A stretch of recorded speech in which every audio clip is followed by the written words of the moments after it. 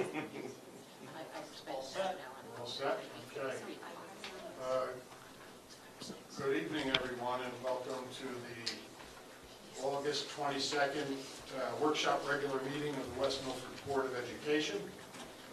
I would ask that you turn off your cell phones and make a note of emergency exits.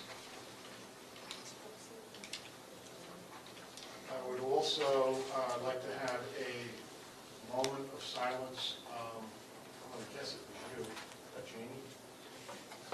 We had an email. Yeah. Former principal at the high school who passed away, and so the staff who lost some loved ones in the past couple of weeks. We have them on the sign.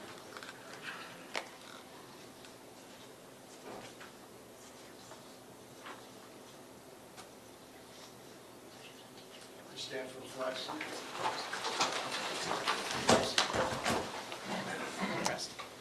Pledge allegiance to the flag of the United States of America and to the republic for which it stands, one nation, under God, indivisible, with liberty and justice for all.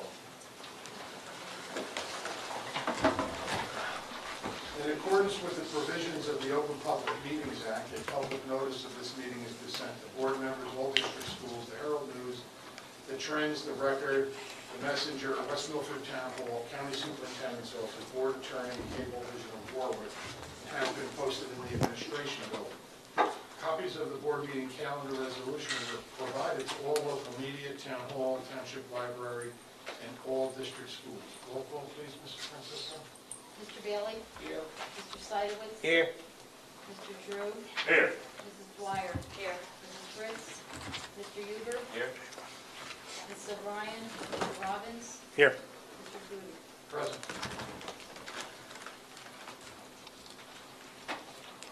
Juan, would you do the honors of reading the executive session resolution, please? Certainly. I move to approve the following resolution. Resolved that the board go into executive session at approximately 9 p.m. for approximately 30 minutes for the purpose of discussing personnel appointments, resignations, current litigation matters, special education matters, negotiations, and matters of attorney-client privilege. The matters discussed in executive session shall be made public as soon as the need for confidentiality no longer exists. Second. Discussion, I would like to add Hillcrest into that. Okay, I'll add that to my motion. I'll second. Thank you. All in favor? Aye. Any opposed? Okay, Dr. Angelone, Superintendent's Report. So a little bit out of order. I'm going to start with our monthly progress towards district goals. This year? We'll do that first, and then we'll do the Okay.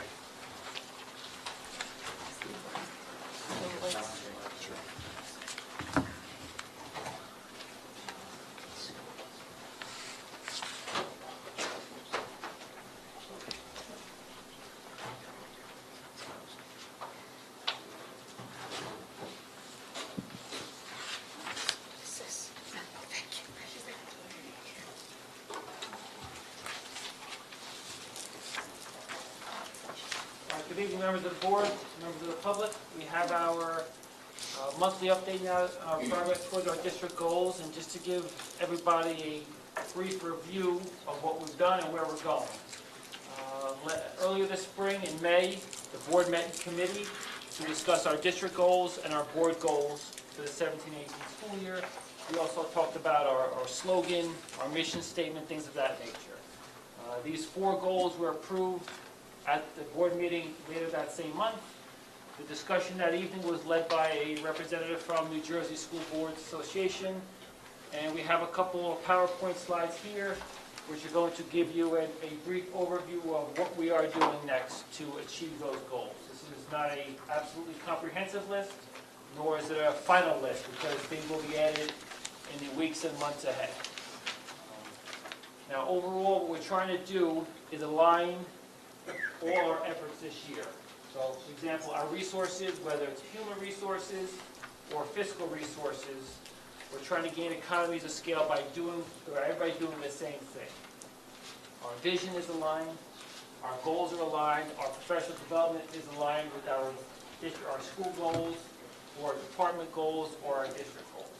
So they all start from the district goals, and then they work their way down. So there's going to be a district goal for, here are the 4 district goals. Number 1 is a replay from last year, differentiated instruction. So each school, each department is going to have a goal in that area. So how does Maple Road plan on meeting differentiated instruction? How does the science department plan on doing that? So everybody's working in the same direction. The professional development that we have planned for next 2 weeks, as well as later on through the year, informs these discussions and these decisions as well. So we're not just going to do random professional development because we saw something neat online. It's going to be PD, professional development, that helps us achieve these 4 goals. Second district goal is improving communication. That's also a repeat from last year. The third one is new this year. This involves math, and we talked about this at length.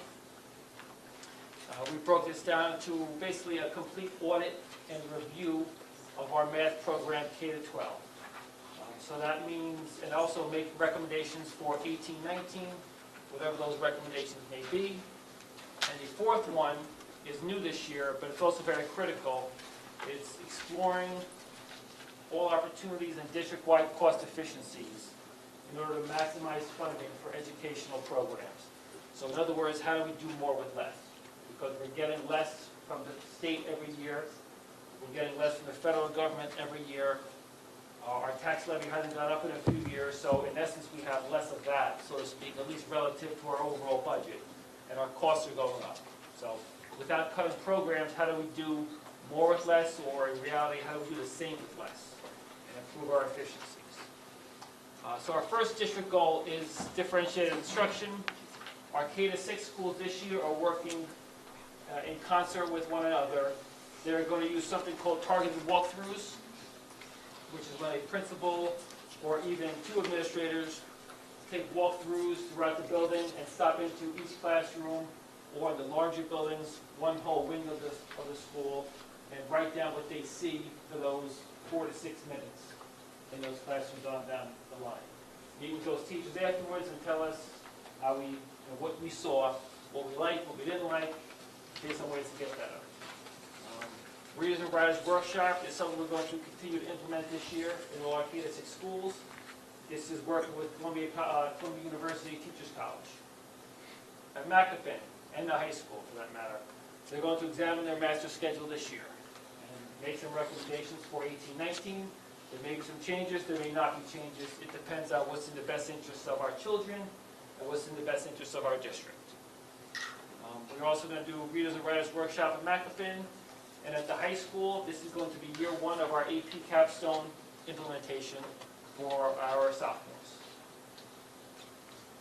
Continue with District Goal 1, differentiated instruction. Readers and Writers Workshop for language arts across the board, multiple grades.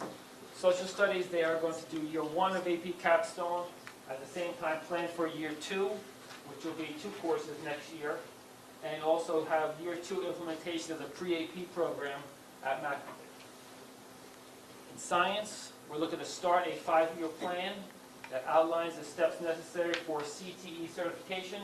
That's career technical education. So what other career technical education programs can we bring to West Milford High School to get this proper certification? So that when our kids leave the high school, they don't just have a smattering of courses, but they have a certificate that they can use postgraduate. World language, we are looking to increase the number of students enrolled in AP world language classes for the 18-19 school year. That's going to be our goal this year. We know that some of your better universities are going to want more than the state minimum for world language. So the state minimum is 2 years. They're looking for students who are taking 3 or 4 years of world language. So we're looking to push students and encourage students to take that 3rd and ultimately 4th year of AP Spanish, AP French, etc., so they can graduate with some college courses. We're also going to be setting up our Google Sites training and our students in world language will be creating some their electronic portfolio. All right. Phys ed, I don't want to jump on Dan's presentation, but we are going to create a new a K-12 health phys ed curriculum. District Goal 2 is improving communications. There's a lot of different ways we can do this. Our elementary schools are basically standardizing their use of social media applications this year. We've had in previous years some schools using something and other schools not. I think this year we're going to see a more standardized application of social media to serve their community. I'll use one example, Remind. It's the app many schools are using for the up-to-minute updates on what's going on at school. Just a quick reminder that Bus Rabbit is going to be 20 minutes late today. You send it out and everybody gets it, and the people who are on that bus, they hold their kids 20 minutes so they're not waiting at the stop. So small little things where you're looking at standardized use at the K-6 level. At the high school and in various departments, they use a lot of newsletters. I think I've been bringing them to the board meetings and previous meetings. We're looking to increase the use of that. It's a really pleasant way of sharing all the good things that we do in our community. Science, we are breaking a new curriculum, the New Jersey Student Learning Standards for Science, formerly known as the Next Generation Science Standards. We're looking to increase the comfort level our elementary teachers have in teaching science. Many of them are not scientists per se, they're elementary teachers, so we're looking to increase the level of comfort they have with teaching these new standards. World Language, we're bringing Google Classroom into our World Language courses. Guidance, we know we're doing additional meetings this year that we're going to monitor our student attendance and communicate with parents. That is a new graded component of the ESSA regulations this year. It's the number of chronically absent students. That's students who are absent from school more than 10% of the school year or 18 days. So that's something we're going to closely monitor this year because as part of New Jersey's ESSA plan, which was just approved, that is a component of it.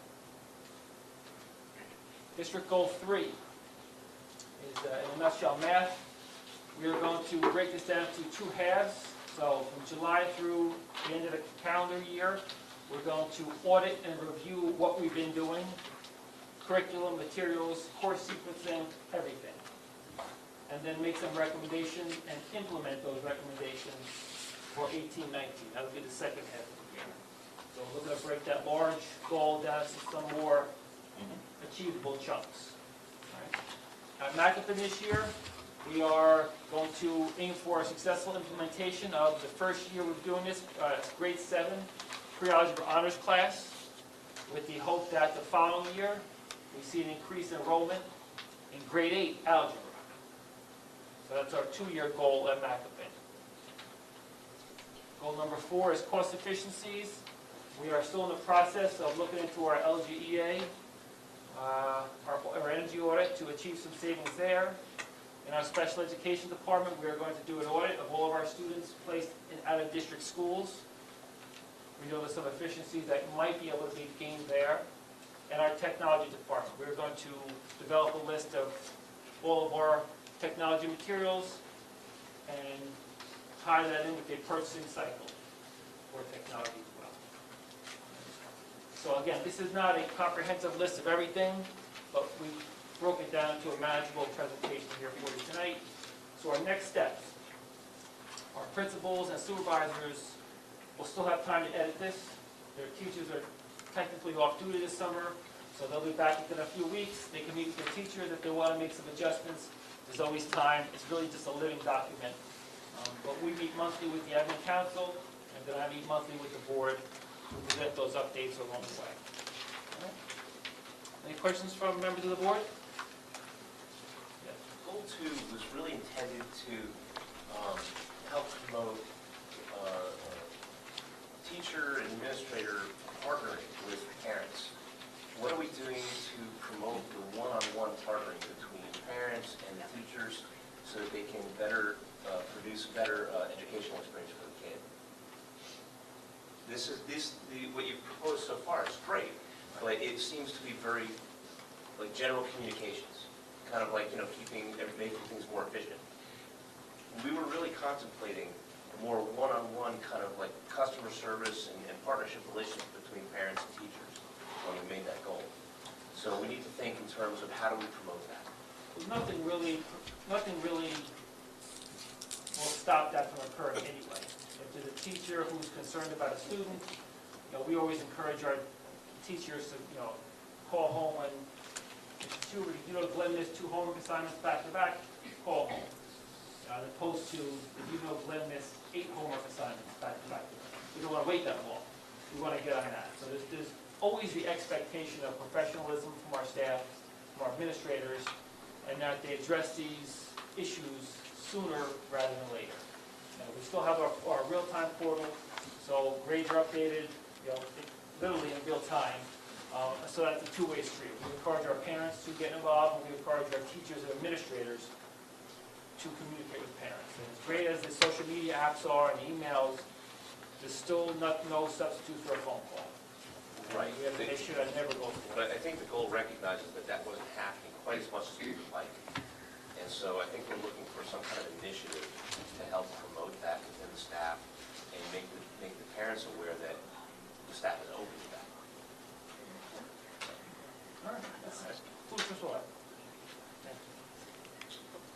Any more questions? All right. Well, thank you very much. Thank you.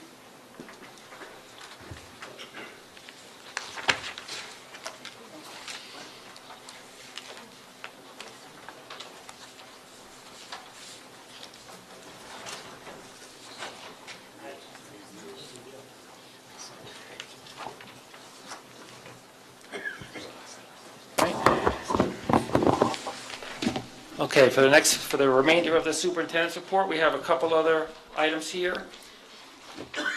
We have 2 items which are listed simultaneously, HIB, ITP, and EVVRS. These are statewide reporting requirements that we do every year, sometimes twice a year. So the HIB is harassment, intimidation, bullying. ITP is investigations, trainings, and protocols. So over the last reporting period, we have had 38 investigations initiated, all met statutory timelines of 10 days. We have had 15 of those incidents affirmed by the Board of Ed as harassment as HIB. As far as our training, we have had 78 school hours and 459.5 school program hours of training in the previous period. And our district training was 4.5 hours. And our district program hours were 5.5. Now for EVVRS, that's the Electronic Violence and Vandalism Reporting System. We have, over the previous reporting period, which is January to June, we have had 7 incidents of violence, 0 vandalism, 1 weapon, 2 substance abuse, and 15 HIBs. And they're broken down by school and by category as well. And our year-end HIB totals for the entire school year, broken down by grade, we have had, at the high school, we had 14 total, 8 HIB, 6 non-HIB. Macapin had 6 total, 4 HIB, 2 non-HIB. Westbrook had 12, that's 5 HIB and 7 non-HIB. UGL had 3, it's 2 HIB, 1 non-HIB. Paradise Knoll had 2 investigations, 2 non-HIB. Marshall Hill had 6 and 6 non-HIBs. Maple Road had 5 and 5 non-HIBs, and Apshua had 0 investigations, so obviously 0 HIBs. So our next reporting period will be after December 31st. All right, moving along, we have some very good news to report. Our McCormick Field update, we discussed this at a few board meetings, and we did have our crumb rubber tested at McCormick Field, and it did come back perfectly safe. I'll just read a sentence here. All the compounds analyzed were either not detected or were detected below the most stringent NJDEP criteria. So we're still using the field. I think is it in the board members' packets? It might be uploaded already. Board members page. Yeah. Okay. So that's good news, great news actually. And the last piece of great news, and this should segue neatly into Mr. Novak's report. Late last spring, we purchased some books for all our administrators. It's the Jim Collins book, Good to Great. Coincidentally enough, there was the DAANJ conference in March of 2018, the Directors of Athletics Association of New Jersey. This is the statewide organization. They reached out to our athletic director, Mr. Trent Acosta, and asked him to present on the Good to Great athletic department. And this is really an affirmation of all the work they did last year. We've been over the awards that they won. It was the only statewide award given out last year in New Jersey, and now they're being recognized for it again at the conference where Mr. Trent will present to his colleagues. So congratulations to them, and look forward to another great year.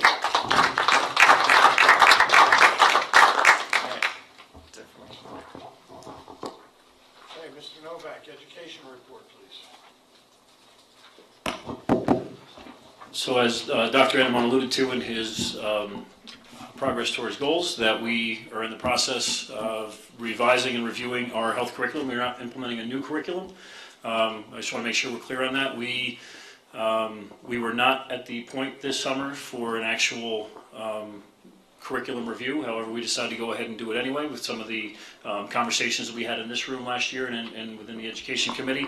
When I spoke with the Education Committee last week, we discussed the idea that, or the fact that we were monitored by CUSAC from Passaic County in 2016-17, and we were given a glowing review for our curriculum, including our health curriculum, which was compliant with the most current state standards. So that being said, we organized in the spring to put a committee together this summer to take a look at our curriculum and review to see where we could enhance. And one of the areas that we focused specifically on, and the target of that, was in the area of mental wellness and substance abuse.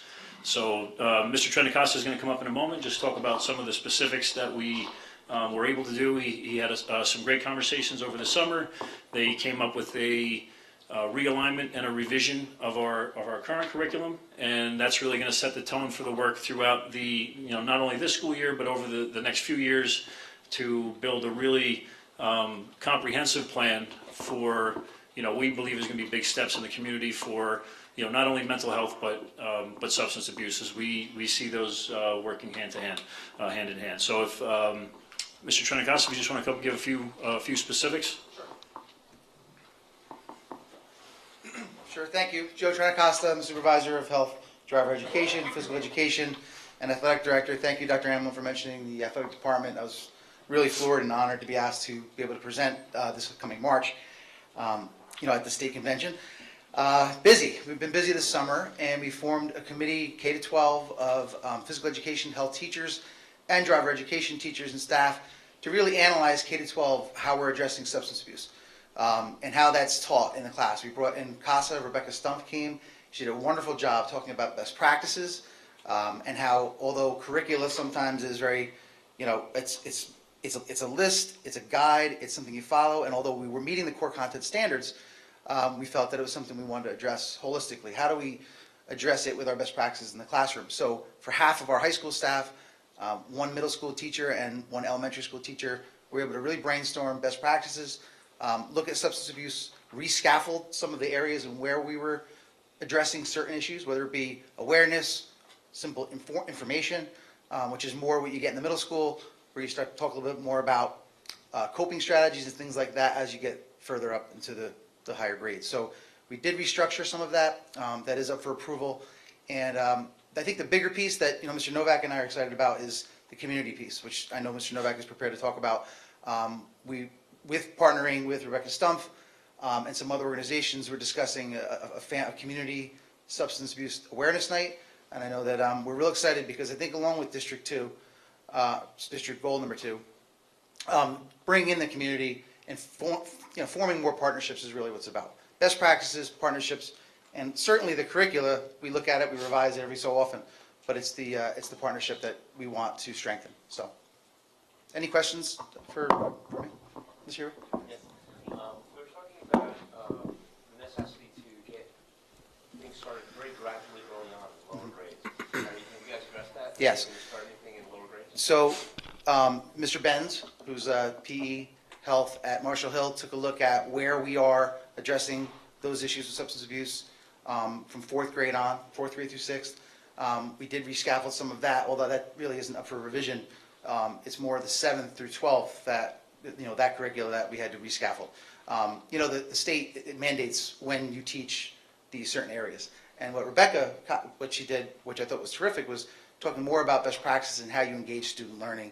Not that's this didactic, we're going to use scare tactics and we're going to stand in front of a room and lecture. It's more about student involvement and the best practice in the classroom that was really addressed. So, I don't know if that answers your question. And also to refer to your point about bringing it to a younger audience, that leads into our discussion for community-wide event.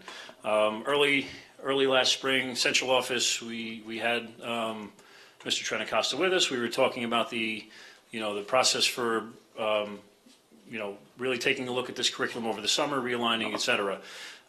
We were at the same time focusing on how do we bring in the community. So we plan on taking the framework, and I explained this at Ed Committee, so I'm sorry you're going to hear it again.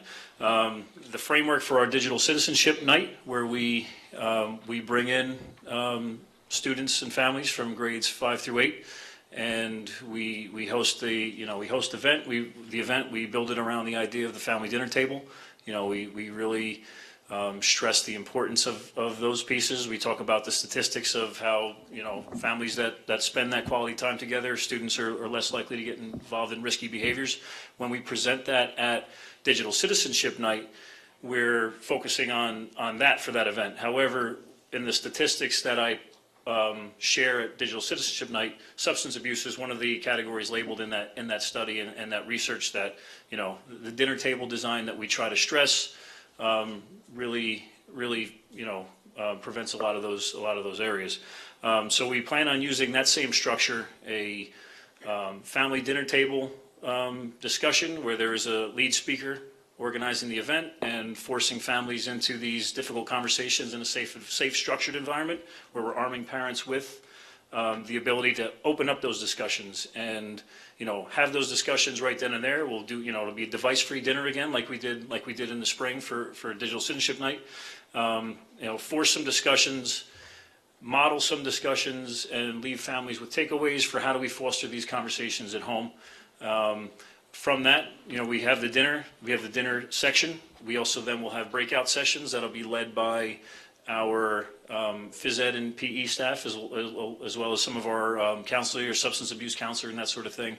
We're also been partnering. This event is going to be co-sponsored by CASA. So we were able to meet with Rebecca Stumpf and talk about that process. So it'll be a truly collaborative event between the schools and CASA to bring in as much as we can. One of the, really where the discussion started is that we see some of the turnout for the events, and I think at best she said she gets sometimes 60, 70 parents. Our Digital Citizenship Night, we brought in 800 parents over 2 years. Not 800 parents, 800 total guests between parents and students. So the collaboration, we believe, if we can bring the people to the forum, then she'll be able to reach a wider audience with some of the speakers. So she's in the process of we've had a few ideas for culminating event. The dinner section, the breakout sessions where we empower kids to be proactive. It's not a scare tactic sort of event. It's more of a what can you do? What are the things you can do to keep yourselves active and keep yourselves in the community and understanding the pitfalls that are out there and how to be proactive and strong and arming kids with what to say in certain situations, or what are the secret texts you can send mom to come pick you up if you're in a spot that you feel nervous. So we're gonna take a close look at it and really try and empower kids to be strong with our parents there to help foster those discussions. The night will end with a culminating event with a speaker of some kind. So that's the process that we're in now. We have a few names that we've been working through with CASA. Also, I'd like to do the raffle. So that's part of the announcement tonight. Is I'm going to tell you the date. The date is going to be November 2nd. We've already got it planned and scheduled. It is most likely going to be the time frame of 5:30 through 8:30 to 9 o'clock. We try to keep it right to 8:30. We've been speaking with CASA also and rec department and the town to see if we can have a, sort of a moratorium on other things being scheduled, so we can, especially for those age groups, so that we can really target 5th through 8th graders and get the community behind it and get those students in. I'm going to be, and our committee is going to be reaching out for donations, so we can have that raffle event like we did at Digital Citizenship Night, where we raffled off a Chromebook. We raffled off 12 Chromebooks last year, which was fantastic. Our thoughts are different for this event, where we're going to be hoping for, local venues, whether it's day camps or, karate place, or, just a organizations to donate, whether it's a week of a camp or a few days or some free lessons at a karate facility, or we're reaching out, maybe some guitar lessons, that kind of thing. So, so we're going to be interacting with the community and try and get a nice raffle to, promote those positive experiences that, what can kids do in West Milford other than these things. So, that's our goal, that's our hope, and I will remind everyone, we were congressionally recognized for our efforts in, did I ever tell you that before, Mr. Trenick? I think you might have mentioned that, yeah. For our work in Digital Citizenship Night, we're one of the only communities who are doing that sort of thing, and I have a feeling this event is going to stand out as well, because I think it's going to be powerful. The power is not in that night alone, and that's the same thing we learned with Digital Citizenship. It's not about a one-night event that brings everyone in and talks about it. It's what we do from there on out. So similar to what we did that night, we highlighted our digital citizenship curriculum. At this night, Mr. Trenicosta is going to highlight our changes and our updates to our health curriculum, paying specific attention to substance abuse and mental health. So although we were compliant with CUSAC and we were applying the state standards, I think going back to district goal number 2, communication. Families at homes may not have known what are the things that we're doing in school. So this event is going to highlight, these are the things we're teaching in school. We're going to have a better process for advertising to parents. This week coming up, your students are going to learn this about digital citizenship. They're going to learn this about substance abuse. These are some ways that you can have those conversations at home. So you use the word holistic. I think that's really the approach to this is, advertising the good things that we're doing, supplementing and adding better, and making sure that we're, we use that term all in. We all carry the all in chip from going blank. Jean Paul, thank you. This is again an all in event for our town. So we're excited about it. November 2nd, we will put a Honeywell out once we have the actual name for it. That's like the biggest part of contention now is, what do we name it? I've been calling it Substance Abuse Awareness Night. Apparently there's a stigma associated with that. But we're in debate now of what to name it. That's what the biggest, before the Honeywell for Save the Date comes out, we're gonna have to come up with a name for it, so maybe we'll do a poll. Okay. All good? You have anything to add? You're good? No, I'm good. All right. Thank you very much. So that's it. So, like I said, November 2nd, and Save the Date Honeywell will be coming out during the first week of school is our deadline for that. I would hope that we can do several Honeywells over the course, of the 2 months leading up to this. But also, if there's any way, Dan, maybe we could push this to 6 o'clock, which might allow a lot more parents to attend. I'll elaborate. So the event won't begin until 6, but coming back to the other event, we had a bit of we had a half-hour window for what we called a vendor fair and registration. So the event won't start until 6, but we're going to have, our plan is, thank you for asking that, because I forgot this piece. We plan on having local organizations. We'd like to get someone from law enforcement there to talk about what we do in our REAL program in 6th grade. We're going to have some of our counselors on hand to distribute literature for things that we do. We're going to try and get some of the local counseling facilities. In the MACAP entryway, we had like I said, just like a vendor fair. So mental health professionals, we have a few resources in the community for people who teach mental health first aid and also for substance abuse. So we've got a lot of outlets for who we can have during that time period. So the event will start at 6. Doors will open probably at 5:15 so we can get people registered and signed up to get their schedule for where they're going for the night. So that usually gives a lot of time for those people late arriving. Just, you know, the little bit more time we can get, the better attendance I think we'll have. All right, you're finished, Mr. Novak? I'm done. Barbara, special reports and correspondence, please. Minutes from the July 18th and July 25th meeting are available for your consideration.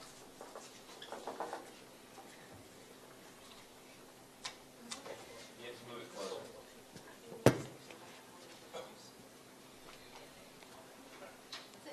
Okay.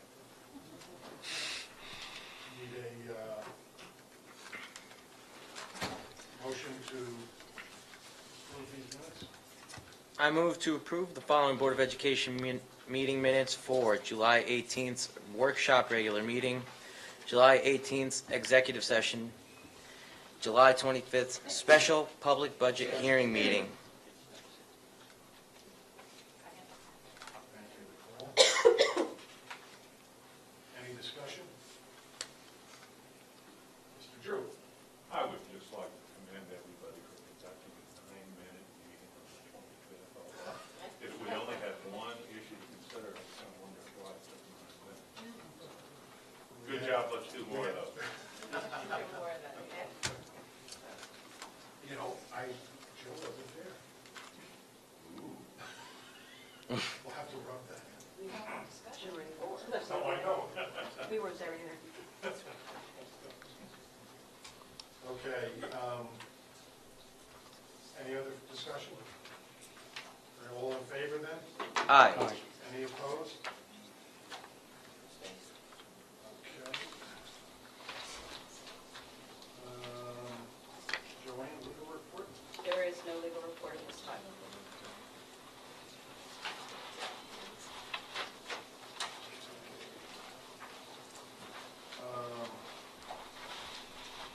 And I hope everybody enjoyed their summer.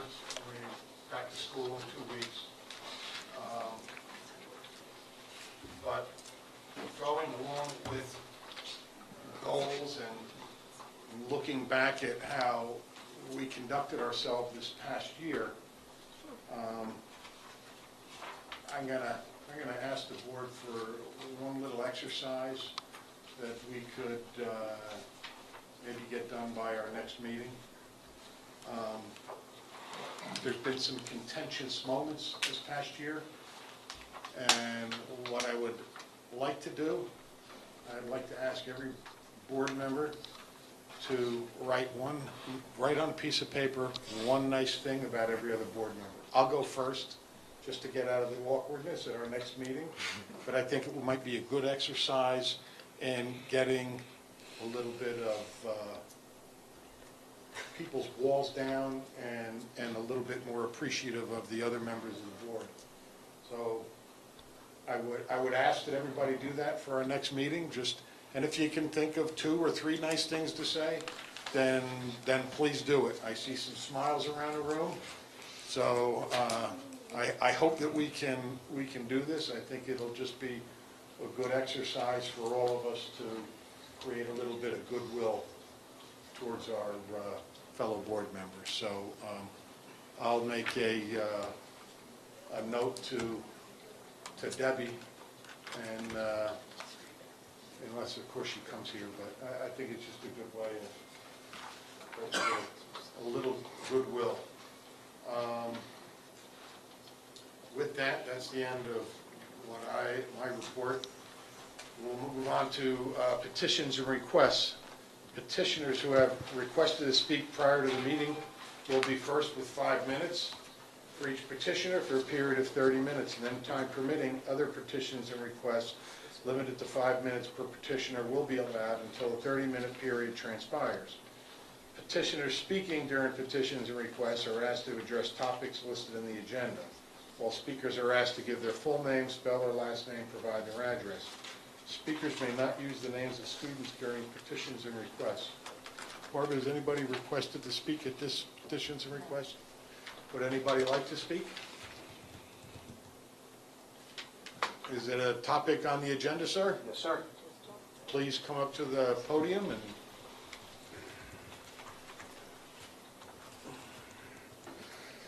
My name is Gaetano Cisternino Jr., 129 Fairview Drive, Branchburg, New Jersey. Some of the people on the board I went to school with, still friends with, some taught me, some coached me. Well, he left, Trent left. For the past 3 years, I've been trying to get into the West Milford School District to talk about substance abuse, which you guys spoke about. I live an hour and a half away. I've made multiple trips up to the school, sat down with Trent, called administrators, been denied. Reason being is because they tell me I'm not a recovering addict, I don't have drug abuse education. My main goal, what I'm doing, maybe some of you have seen it, maybe some of you haven't, is I'm putting together an event this Saturday. The meeting spot is one of the parking lots at West Milford High School. It is not a rally, it is not a protest. It is a community unity event to bring awareness to the drug and especially the heroin epidemic happening all over this world, especially in West Milford. I say especially in West Milford because I'm an alumni of West Milford. I played football. I was a well-rounded student. I graduated college with a history degree. I am one of the top-ranked professional bodybuilders in the sport. I've spoke in Dallas, Texas to students. I've spoken to third grade all the way through 7th, 8th, even high school. I've spoken in Norwalk, Connecticut, spoken in Patterson about the topic that I'm trying to justify. I've heard much conversation throughout the town since I've been putting out these little videos trying to explain what I'm trying to do.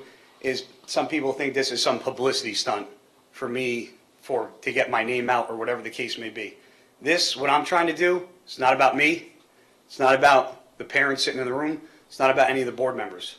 My goal is not to talk to the students. My end game is to get into the school district to speak to the kids.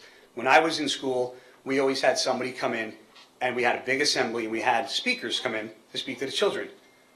When I was in school, those speakers were made a mockery of because they were recovering addicts. Nobody took them seriously.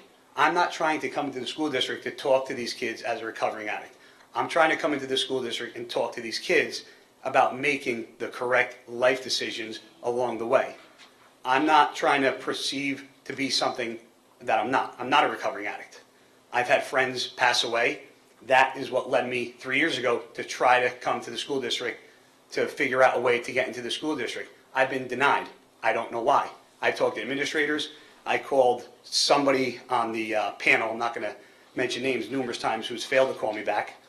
But it's disheartening to speak at other school districts all over the United States, but be denied to go to your alumni high school to speak to the students. I don't know why there's so much red tape. I don't understand it. This isn't about me. If I can save one life doing this event, I know there's a couple hundred people that are showing up. I paid money to get flyers made. I paid $2,000 to get shirts made. I'm not doing this for any other reason but to try to save some kids' lives, to make the correct decisions. I got somebody who's driving for 6.5 hours away because their sister overdosed in West Milford. And this isn't just a West Milford issue, it's worldwide. But I figure one thing that I have that a lot of people in West Milford don't have is a social media outlet. I have close to 1 million followers on all my social media outlets. That's why I got reached out from former students, even current students that follow me on social media, asking me to try to do something. Do I have to do it? No. Do I want to do it? Yeah, because I care. This isn't, to hear that people think it's a publicity stunt is downright disrespectful because I don't need to do this. I want to do it because I want to help these kids out. I want these kids to know that there's more to life. They can say no. We were all in high school. I went to West Milford. I was at parties where people were drinking. Did I drink? No. There was parties where people were smoking pot. Did I smoke pot? No. Why? Because I made the right life choices. And that's what I'm trying to get through to these kids. That whether you're at a party, not at a party, you're presented with peer pressure, you don't have to be afraid to say no. There's more to life than drugs. I live an hour and a half away. All I hear about Route 23 is called Heroin Highway. That disgusts me because this is my town. This is my high school. This is where I went. I love this high school. I love being a Highlander. I love being an alumni. Mrs. Dwyer was my teacher, Liz was my friend, Chuck McQuaid was one of my best friends in high school, Trent was my football coach. There's more to life than what these kids perceive to be, and all I'm trying to do is be a light at the end of the tunnel and let them know that they don't have to subject themselves to the stuff that's happening in the town. And I know there's some people that are for what I'm doing, and there's some people against it. The ones that are against it, I'm sorry, but I'm going to do what I feel is right to get my point across, to try to do something to validate what I'm doing. And my end game for this is to get into the school district. So on Saturday, I'm having a rally. I'm asking people to bring canned goods to give to the food drive. I'm doing shirts with the Highlander logo on it, with a acronym on the back about how to stop the drugs. I'm not going to say what it is because it's kind of a surprise for anybody for the shirts. All that money is going to go to one of the charities, whether it's CASA, whether it's CURE, whoever the case may be. I'm going to write a check right on the spot for them. So this is my way to give back to a town that was there for me when I was growing up and allowed me to become the person I am today. So maybe you guys will back me, maybe you won't. I have a permit to be at Bubbling Springs, but the meeting spot is at West Milford High School. Trent Acosta said he wasn't sure about it, but I did fill out that permit, called my insurance, have an insurance policy for it, so I have everything in place. But I drove an hour and a half here today to present this to you guys because I'm really hoping that you guys at some point will back what I'm trying to do in this town. And I was at actually an event that somebody asked me to go to 2 weeks ago in Pennsylvania for the same exact thing, for the heroin epidemic that was in their town, which was Honesdale, Pennsylvania, which I drove 2.5 hours to go to because I was asked to go to it. So it was a very good turnout, very positive.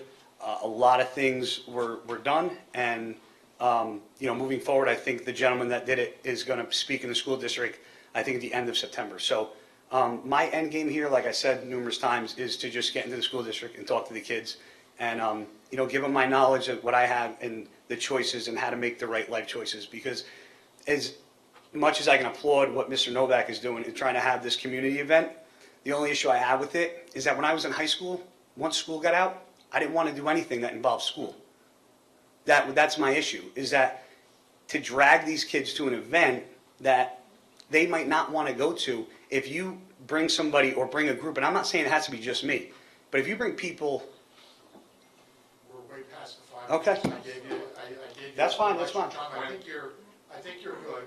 And just so the board knows, he had reached out to me. My schedule has been so. No, that's why I didn't put you on blast. That's why I didn't say your name. I'm putting it out there. Excuse me? What time? On Saturday? Yeah. Starts at noon.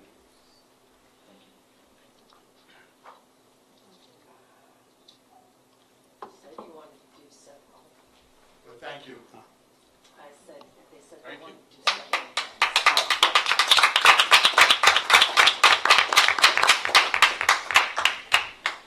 Is there anybody else who would like to speak? Is this something listed on the agenda? Yes.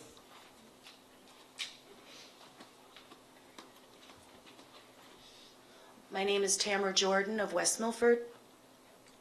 I'd like to thank Mr. Cisternino for what he said, and it is the truth. Children, handouts, all that, it goes on the garbage. They don't care. And I feel that everyone has tried all these other ways, and it's not getting through. Everybody's afraid to scare the children. Well, how are you supposed to bring them up? Are you supposed to just let them do whatever they want because you don't want to scare them? Heroin is a scary, scary thing. People are dying, okay? And you need to reach the children when they're young. And you need to bring in people that are not drug addicts. You need to bring in people that the children can look up to and say, wow, okay, yeah, I want to be like him or her. I want to be like that. But it's not working. Whatever is going on, it's not working. And to be afraid to label what we are trying to do because we're afraid to offend people. No. This is serious. People are dying. Children, our future. I know people that have been on drugs.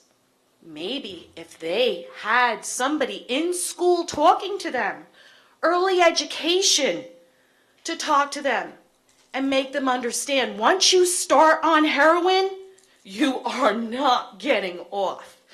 You do not have a future. I'm speaking very strongly. I spoke like this to my child. He did not do drugs. Would I do it again exactly how I did it? Most definitely. I'm proud of my son, not because of his occupation, but because of who he is. And he looked up to his mother and his father. We didn't allow any kind of nonsense going on. And we always made sure that we always supported the teachers and the administration. And I never had any trouble with my son because he knew I better not get into trouble. And so I think maybe we should try a different approach, don't you? Is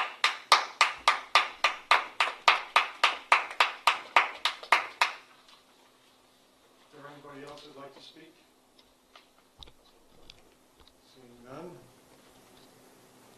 Seeing none, move to close petitions and requests. Second. Don't all speak at once. All in favor? Aye. Any opposed? Okay, we need to adopt the agenda as presented. There are some hand carries under personnel and student affairs.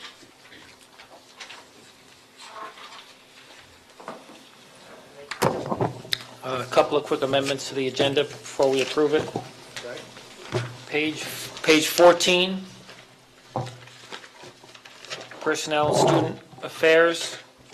Resolution number 44 is going to be pulled from the agenda.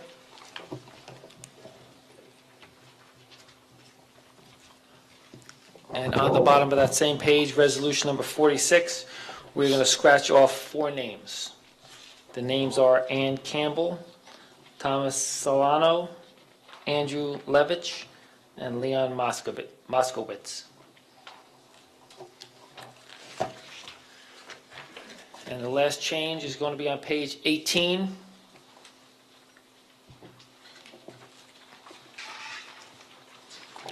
Budget and Finance, resolution number 6.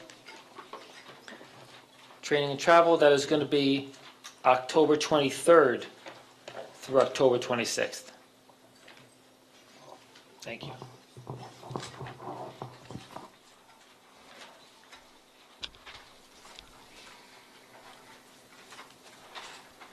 Move to adopt the agenda as presented with amendments, including the hand carry. Second. Thank you. Any discussion? Okay, all in favor then? Aye. Any opposed? Okay, Terry? I'd like to move items 1 to 10 for approval and verification. Second. You're welcome. Any discussion on items 1 through 10? Go ahead, Glenn. Dan, are these all new things? It says they're adopted. They're not all new. They're mostly revisions. You're talking about item number 2, On number 2, Yes. Glenn? Yes. AP Capstone Seminar is a new course. Part 1's new? Part 1, no. 307's new.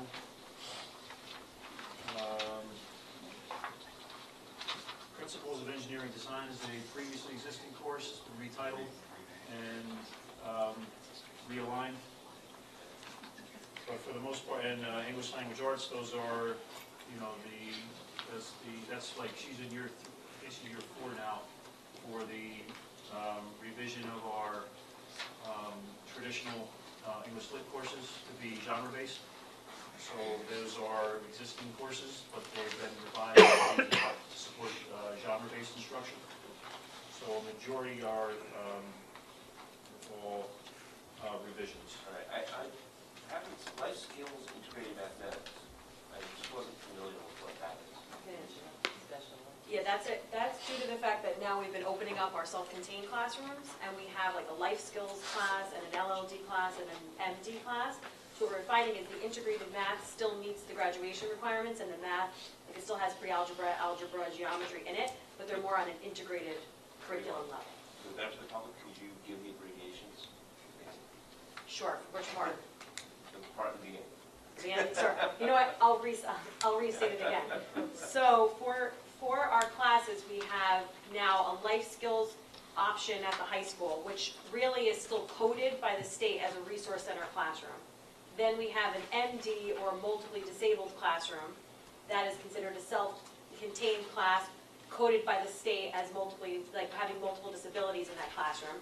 And we also have an LLD classroom, which is learning and language-based disability classroom, that all were using the same, if you will, dated, some of the dated curriculum. So they were all using the same curriculum.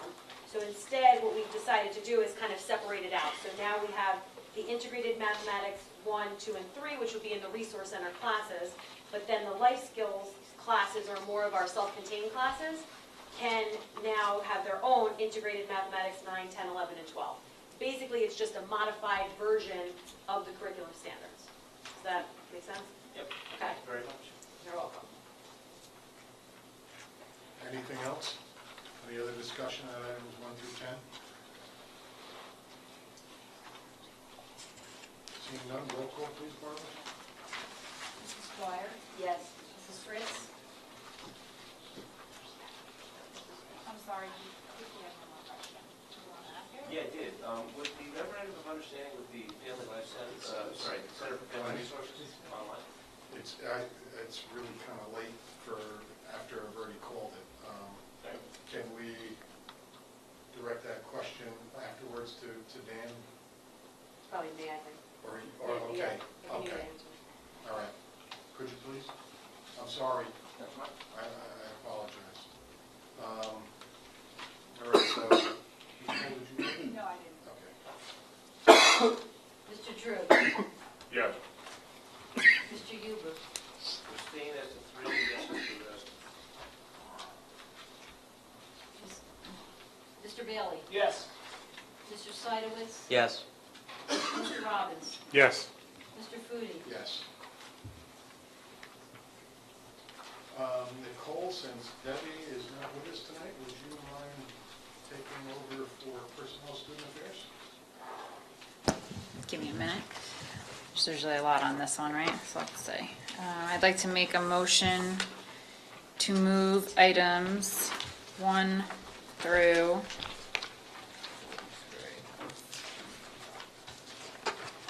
40. 57. No. 1 through 57. You got the Hand carry and the strike of 44 and changes to 46. Second. Okay, any discussion?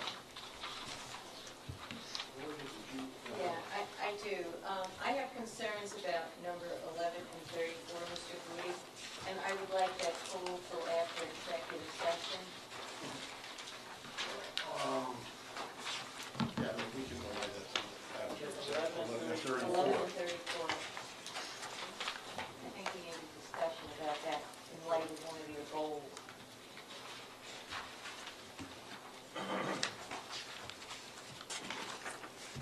And I just, I was looking at this and the names didn't get me, but, you know,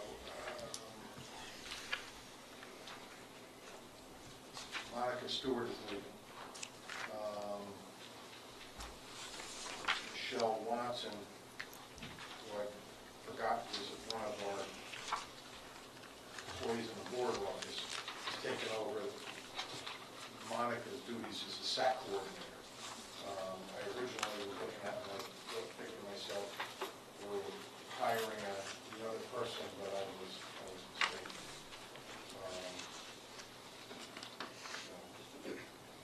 All right,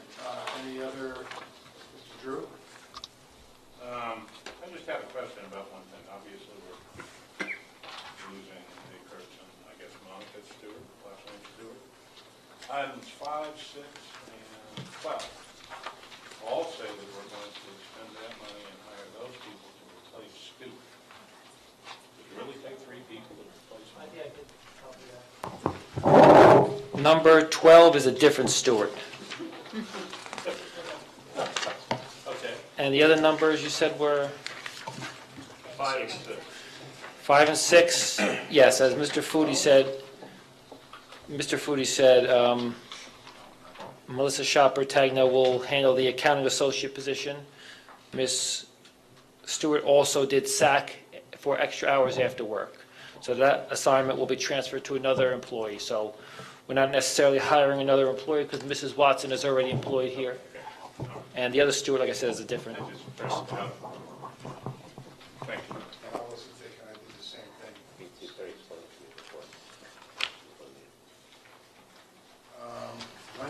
you Yeah, have- 21 to 23 is probably, I don't know who this is for, but I'm just wondering if those, the vehicle aids are for special ed, or there's 3 of them, yeah, okay.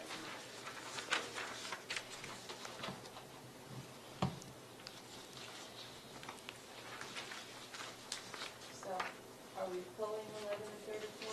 Well, yeah, we're going to table it until after executive session. Good, thank you.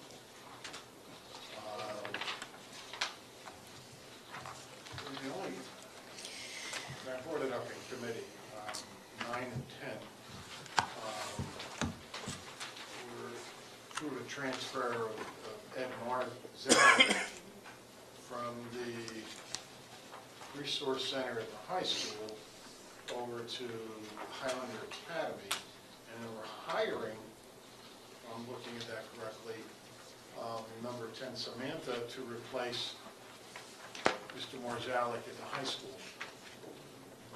Why the switch? Because I look at what Ed's doing. I think he did Model UN there, and I thought he did quite well. And why would we pull him from that and stick him over at Highlander Academy, and then bring Samantha in? Wouldn't, if we needed somebody over at Highlander, if we hire somebody, we So that, put them over at Highlander Academy. that is definitely good thinking, because that was the original intent, was to replace Mr. Montgomery at Highlander Academy with an experienced teacher that we felt could manage that population. You know, behavior disability it's a unique population there.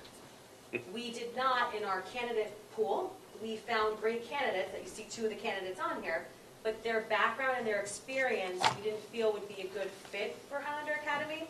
Whereas all the things you highlight about Mr. Marzalek is why both Mr. Personical and I, and Mr. Gorski and the whole committee, Dr. Capello, decided that it would be best to not hire one of the other candidates that we were in the process of hiring for the academy because of the specialized nature of that program.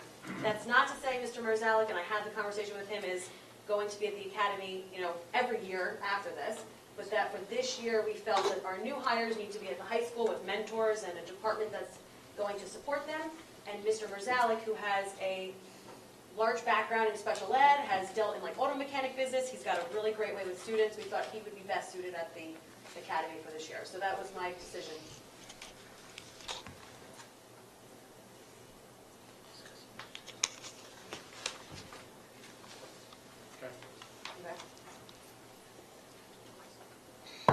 Fine. Okay, paragraph 36, it just seems like we have a lot of people moving all around. I'm wondering if that's professional development, or what's the reason for moving all those Transfers? class aides around, yeah. So as you open up new programs in the district, so as you know, we've been expanding our autism and our ABA program. What we did this year is I did not increase any new positions for aides. And I used existing staff district-wide to fill those positions and move people around. So what that causes, if you're going to only use existing resources and staff, is some transfers and changes based on like student needs and who we thought would work best with the students. So that's the reason for the changes. I don't anticipate you seeing that many transfers in the future, because hopefully now everyone's in good places and we can kind of move forward from here. I had a concern about it too, Dr. McQuaid, because you have kids with special needs, they're used to dealing with one person. And now we're switching that, and I hate to see a child regress instead of moving forward. So I hope too that it's, That's the common thought in sort of the, I've seen it and happen a firsthand, that's thought. why But I said it. what I can tell you is that we formed a committee with our child study team, we got feedback from aides, teachers, principals, and what we found is that, and parents, we found is that at the high school level, and I know I have Ms. Davis here, who got our students that were coming up in MD and LLD, we found that students were then very used to and accustomed to maybe the same person, and it was almost, what didn't help the child because they became too used to that person and dependent, and then we were not really working on skills to make students independent for later. So we're trying to change the model as a group, and collectively our staff decided that it's probably best to change that more frequently so that students don't get used to just one person, but rather the support that's needed, so. Boundaries to expand their ability. Right, because I wanna push kids, and you guys know that we've been challenging our special ed students, and I think they've come up to the level. Ms. Davis has challenged even kind of like reducing some aids at the high school level to let students become more independent, and I think it's been really positive. And the feedback we've gotten from parents and the students is they like the independence. They want to become more independent, so that's the goal. Okay, thank you for the Yeah, explanation. no problem. And good decision. Thank you. Any other, This motion was only for the 257, 4th. except 42? Yeah, 61, we included the hand carry.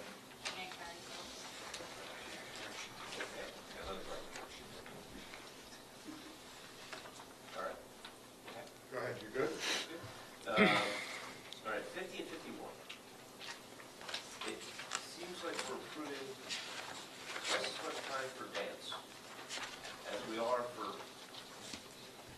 other more academic pursuits. And I just was wondering what the explanation for that is.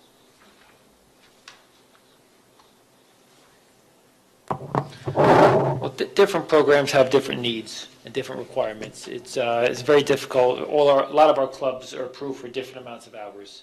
It's really what we believe this program needs for this year. And then we look at that irrespective of all the other clubs. We're doing what we can do to hold our costs down to a absolute minimum, and what's the bare minimum we need to have a strong program here, and that's what we're looking to approve.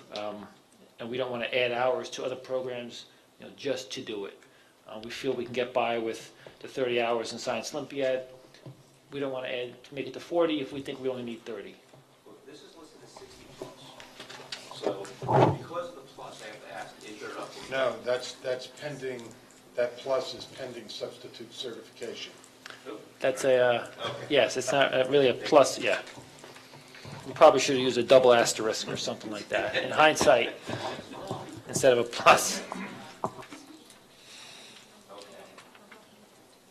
And just a quick question. In Westbrook, there's a CARES Club and Inspires. They both sound great. I was wondering what they are. What number is that, Glenn? It's on 51. We have these are PTA funded clubs. I have the paperwork in my office. I don't have those club, I don't have the club backup with me now. I can speak to Westbrook Cares, as Ms. Becker, I think, kind of runs that at the school, and it's all kinds of giving back, putting snack packs together. The kids kind of are after school doing all kinds of, volunteerism type activities. And then I think the other one might have something to do with like the reading, like a reading club type of thing. I don't want to give you the wrong info.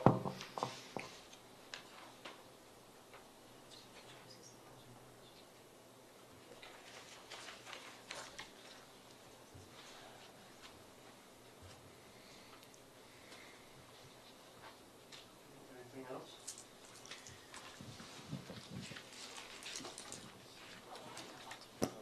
Just one more, 59. Is the personnel committee, did that pass through the personnel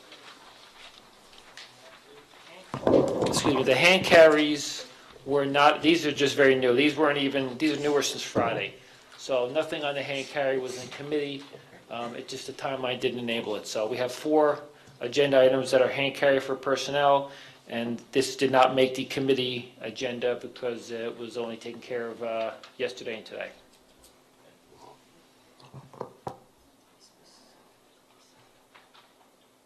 Nothing else? Okay, roll call, please, Barbara. Now, this is for items, remember, 42 has been taken out, 44. or 44, excuse me. And then 46, we had some names pulled, and we're going to, and 11 and 34 are for after executive session, so, Including the hand carry. including, yeah. Mrs. Dwyer? No on number 30, yes on everything else. Mr. Robbins? Yes. Mr. Drew? Yes. Mrs. Fritz? Yes. Mr. Huber? Yes. Mr. Bailey? Yes. Mr. Seidowitz? Yes. Mr. Foodie? Yes.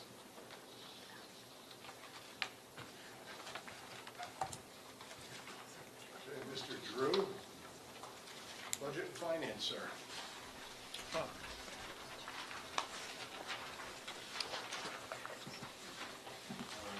think we're pretty straightforward here. So I'd like to move items 1 through 8. Second? I'll second. So, discussion. Number 1. I don't remember, what have we already paid? I believe the original contract was about $37,000 to do the design and the testing and the submissions to the DEP. And the DEP, we already had the filtration tanks at the end of our system. And they originally thought that the DEP would be okay with just the 3 tanks at the end. And they came back and with the design and said they wanted them at the beginning also, so we have to add 3 additional tanks.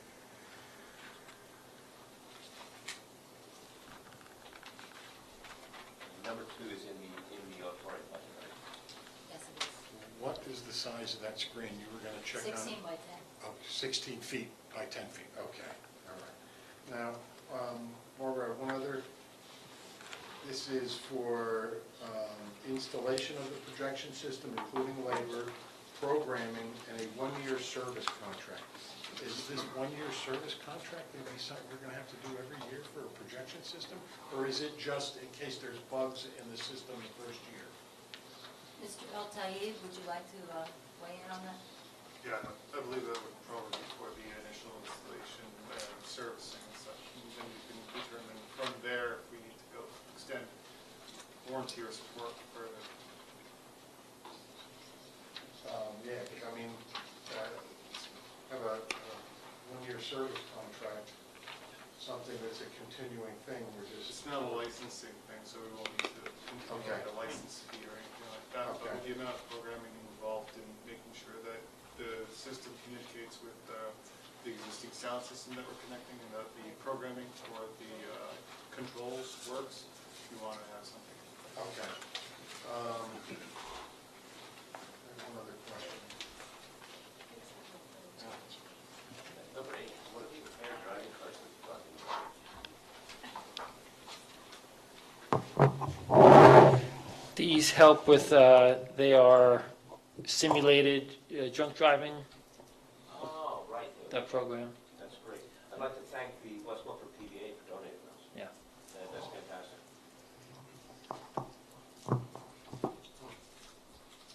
That is good.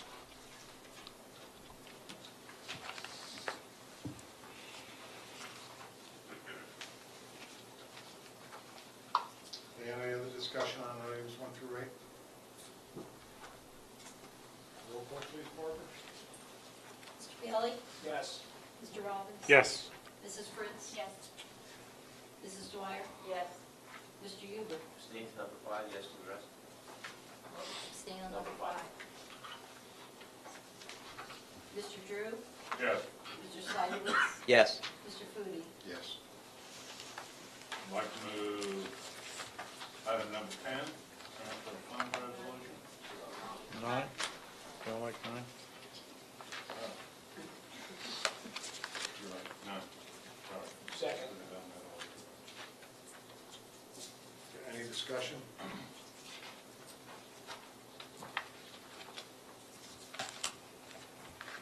Okay, seeing none, roll call please, Barbara, on item 9. Mrs. Fritz? Yes. Mr. Robbins? Yes. Mr. Drew? Yes. Mrs. Dwyer? Yes. Mr. Huber? Yes. Mr. Bailey? Yes. Mr. Seidowitz? Yes. Mr. Foodie? I'm going to abstain because there was a few things that I needed clarification on my schedule, just haven't allowed me to reach out to you.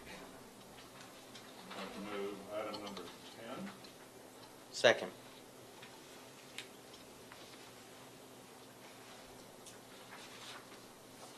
Any discussion? Roll call please, Barbara, on item 10. Mr. Bailey? Yes. Mr. Robbins? Yes. Mrs. Dwyer? Yes. Mrs. Fritz? Yes. Mr. Huber? Yes. Mr. Drew? Yes. Mr. Seidowitz? Yes. Mr. Foodie? Yes. I'd like to move item number 11, which is transfer fund resolution for August. Second. Any discussion? Barbara, I went through that list, and I'm a little puzzled.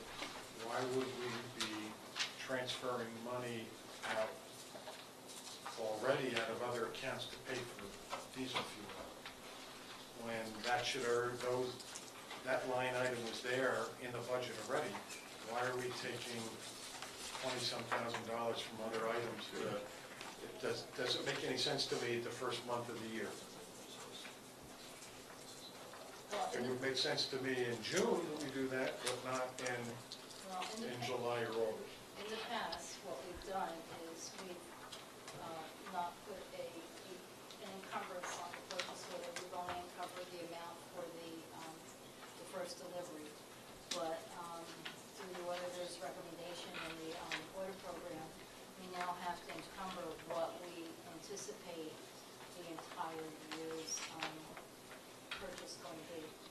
So with that change that was done over the last 2 months, some of our accounts have fallen short. So, because we're anticipating how much we're going to spend, and that might not actually come to fruition, but that's the way we're encumbering our purchase orders this year. Okay. Any other discussions? Okay, roll call please, Barbara, on item number 11. Mr. Bailey? Yes. Mr. Robbins? Yes. Mrs. Dwyer? Yes. Mrs. Fritz? Yes. Mr. Huber? Abstain. Mr. Drew? Yes. Mr. Seidowitz? Yes. Mr. Foodie? No.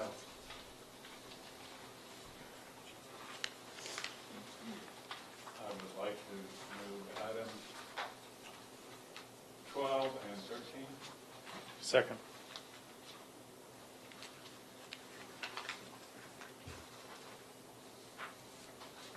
Any discussion?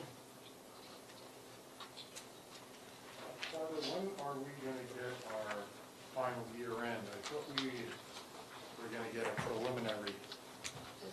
That's what these are. Yeah, that's what this is.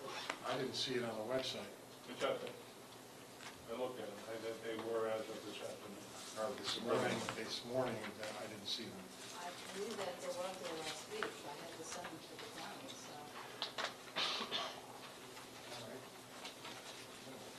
Could have overlooked it, but I didn't see it, so, all right.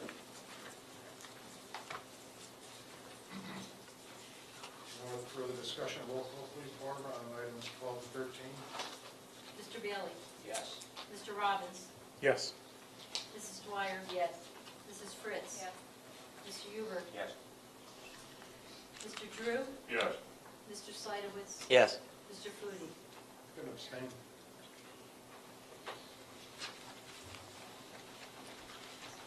Mr. Huber, policy, please. I'll move items 1 through 21 on policy. Second. I have a question. Go ahead. Okay. I was under the impression that revisited all our policies and we're done with them. And I'm wondering why this is all coming up again. I think what I would like to see is a reason for the revisiting of the policies and then a side-by-side comparison of the old policy with the changes in it. I mean, I would just, that's just me. Dr. Edelman, would you like to take that or me? I can answer it, I think. We got an update, I would say around May or June from Strauss Estimate. So the law somehow changed in a minor way, so Strauss sent us updates for all these policies. Okay, So our new policies are consistent with the law now. okay. Are we suggesting new policies? It'll say revised if they're existing, it'll say new. I believe they're all, bed bugs, wait, I think everything, the old, bed bugs is new. bed bugs is new, and the rest, I believe, are revised. And some of the revisions are exceedingly minor.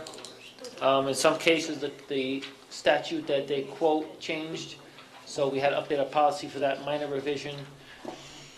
So these all came from Strauss Esme. Okay, thank you. I mean, these are all the second readings, too. Yeah, I know, but I thought we were done. Oh, it's never done.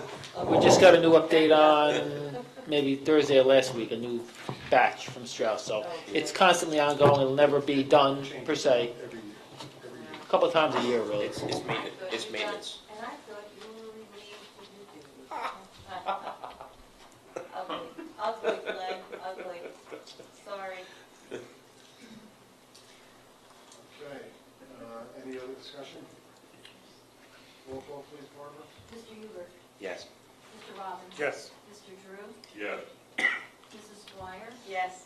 Mrs. Fritz? Yes. Mr. Bailey? Yes. Mr. Seidowitz? Yes. Mr. Booth? Yes. We'll move on to special committees and liaison reports. Mr. Seidowitz, Parks and Recreation. Nothing new on my agenda for tonight, except for September begins meetings again in the new library.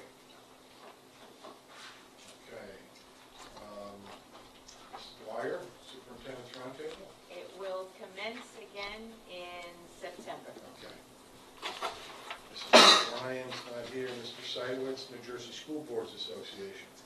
Everybody is receiving the information regarding the October workshop, so I'm looking forward to it.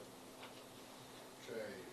Mr. Drew, you have both legislative and technology oversight. On the legislative, I went out there, go look in all the normal places. I look at this, and there were dramatic changes. And the places I normally look, New Jersey Spotlight, New Jersey School Board, so on and so forth, it seems that the people who normally prepare this information are on vacation. So I know there were a ton of changes made. Nothing was out there in my normal, so I'm going to have to report on this Next month. next month. You know, the big thing is that, and it's great, New Jersey School Board says, oh, we got more money, you know, some districts are going to get more, and the districts who aren't getting more, at least the same, and of course, we're one of the few in the state who got less for some reason. I still have to figure out how I anyhow, I'll have a more thorough report. The other thing, this was kind of interesting, that, you know, I had brought up having some kind of link or a site on our public website where one can purchase spirit. Lots and lots of districts around the country have that kind of thing. You can buy hoodies or sweatshirts or sweats or whatever. And of course, you can go to games and you can find these things. But people who don't have kids in the school or didn't make that game or whatever, there isn't really a place to do that. And so I think it would be an opportunity to make some more money and frankly build community pride. You know, people do that, walking around with West Milford Highlanders t-shirts, the better off it'll be. Now, this is consistent with my experience when it's a technical thing that nobody knows how to do. They think the technical people will be able to do it very well.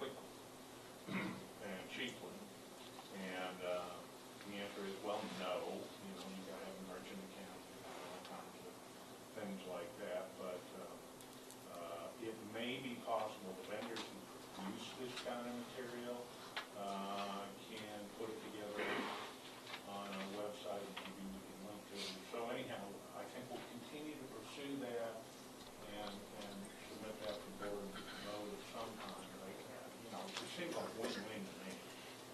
If you don't want to spend money on it, you don't have to. It won't cost the board or the district anything. We'll make money and build community products. Okay, thank you, Mr. Drew. Mrs. O'Brien is not here for the Education Foundation. Township Board of Ed Joint Committee, it looks like we have a tentative date of October 11th. When will we have that confirmation? Yes, they have confirmed it. Okay. October 11th, 7 o'clock, council chambers. Council chambers. Yeah, Okay. working on putting an agenda together. Okay. So that we can look at it. Okay. And I guess you'll share that with the And the board council. and the Yeah, I wanted the board to take a look at it first before I give. before you, okay. All right, thank you. And then Mr. Huber, you have CASA. Mr. Novak took my thunder. No report. You can always announce it again. Repetition. Tuesday, November 2nd, 5:30, 5:15, sorry. Doors open. Doors open. Event 6 o'clock. begins at 6. Okay, we're going to, before we move on to old business, we'll extend executive session until 9:20. So, Glenn, would you like to make a motion to do so? I think that, Looking at the list here, I'm thinking 9:30, but not really. if we're early, I'll make a motion to extend executive session to 9:30. We can go intentionally open. Second. Okay, all in favor? Aye. Any opposed? Okay, under old business, we'll start with the joint meeting of the township, that's out of the way. McCormick Field, I think that's done. That's done. We're all set there. You'll probably Yep. take that off. Macapin and High School roof, we're in the process, I guess, of getting the punch list stuff done, so I think by this time next month, we should be in good shape, right? Brush. Go ahead. Did the police ever find out who took the doorknobs off the doors of Milford? There's still an active investigation. Oh, okay, thank you. So Macapin High School roof, Hillcrest, I took a walk over there this afternoon, and we've got a door going into the old kitchen we need to repair, some windows that I should have shared the photos with Alex that are just literally falling apart, the frames are falling apart. We need to button that up before winter sets in. We have some windows that need to be repaired going down to the boiler room. Hillcrest, at Hillcrest. So, and I'd like to see, well, I'll save that my next comment for executive session. I think it's more appropriate to be held in there.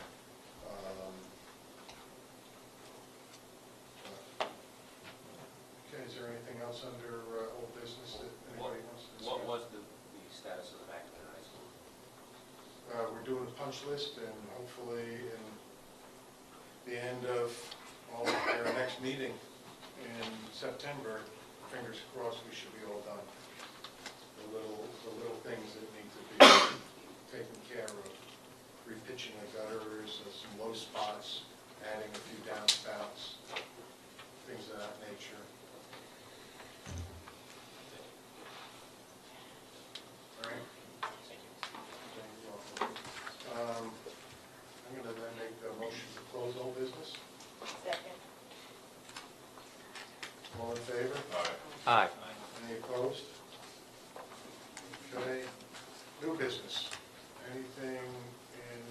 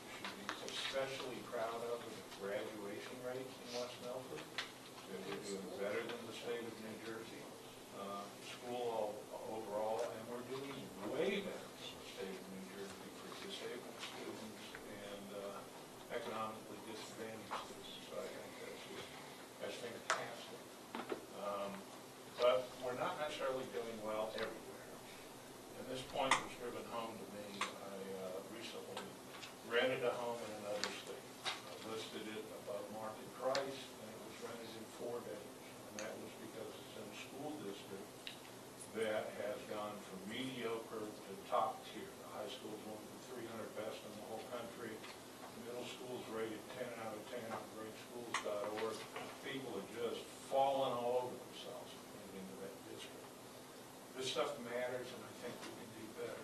The thing that is kind of upsetting to me is this is my third year on the board, not running for anything.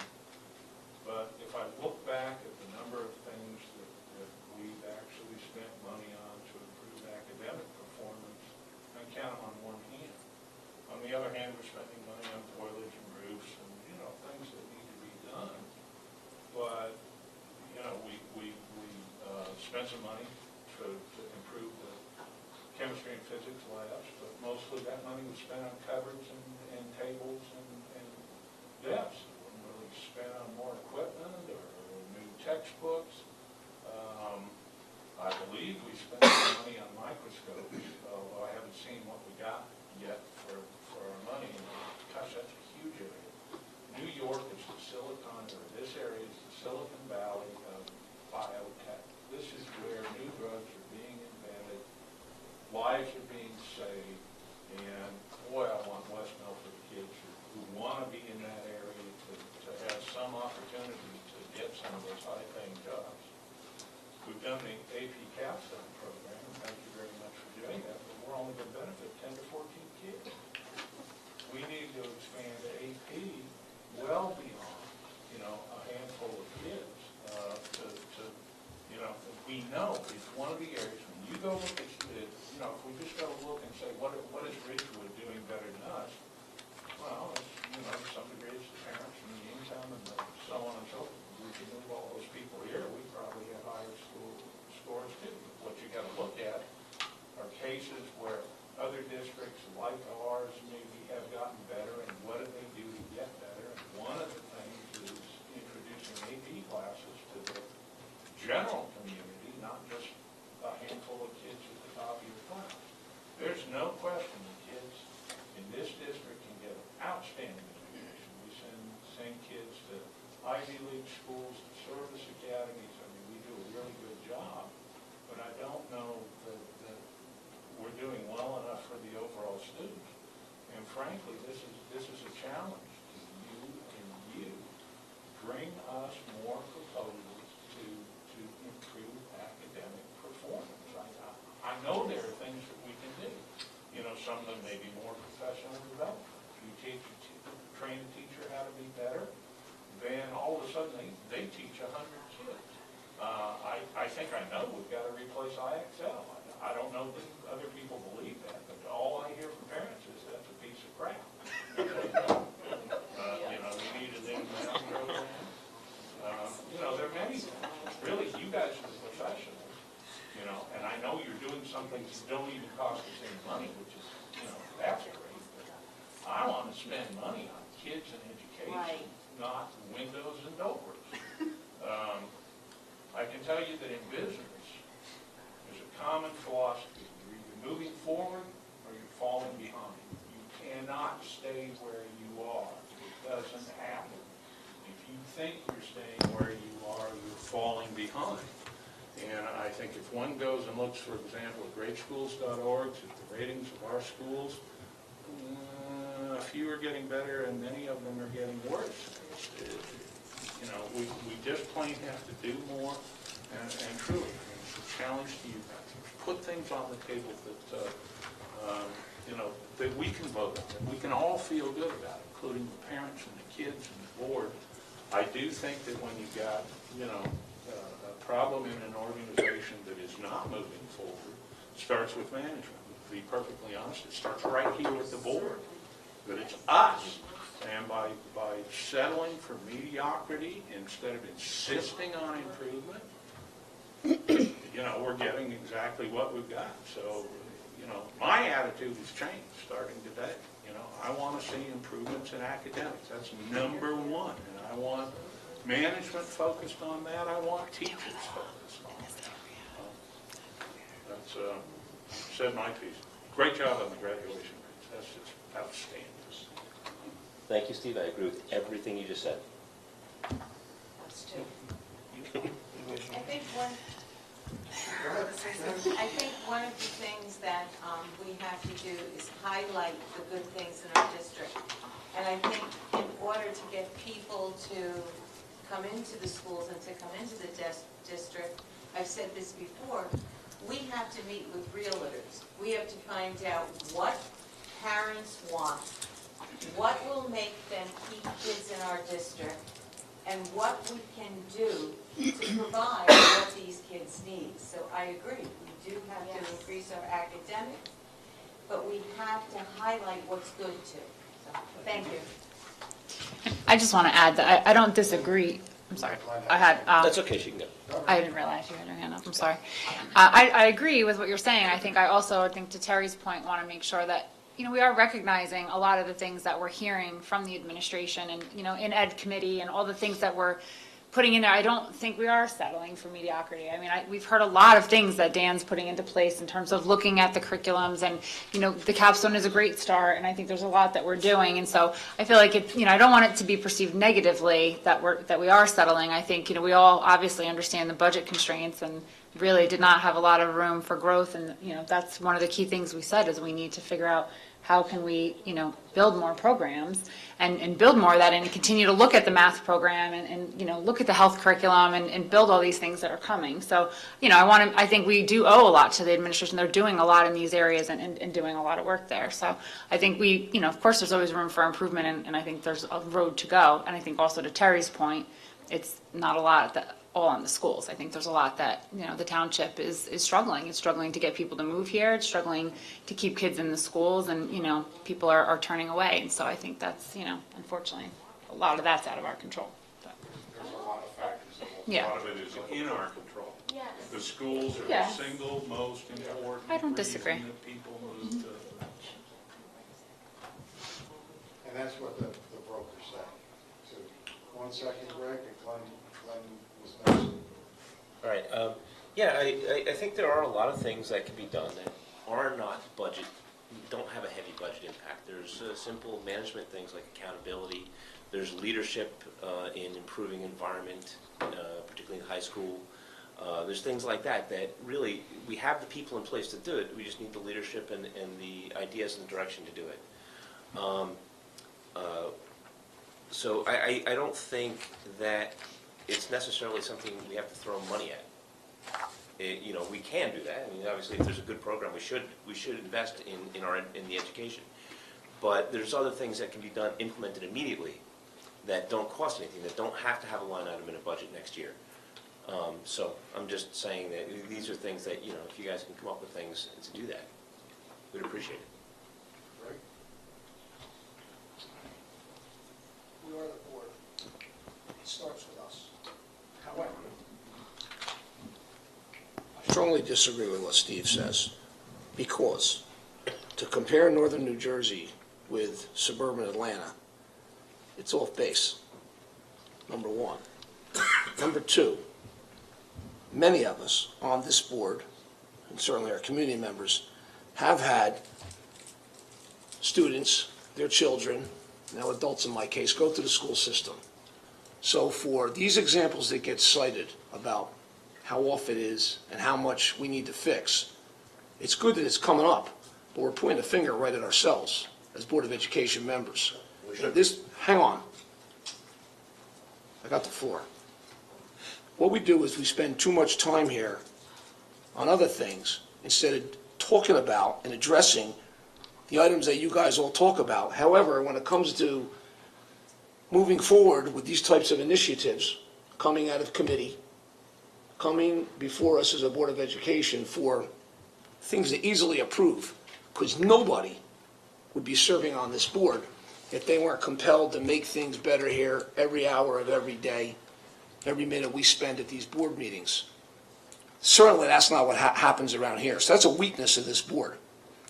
So before we sit here and pontificate and preach about the woes of people moving in and out of West Milford, which is not something specific to West Milford. This is New Jersey, one of the highest tax places on the face of the earth. We're all working like a bunch of dogs, morning, noon, and night, to raise our children, have the things that we want in life. It's a tough place.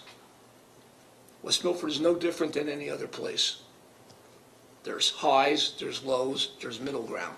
However, I do know one thing, that for every success story that comes out of West Milford, and there are really some phenomenal ones, I'm not going to embarrass anybody in this room right now because I know them, and you're all supposed to know them too.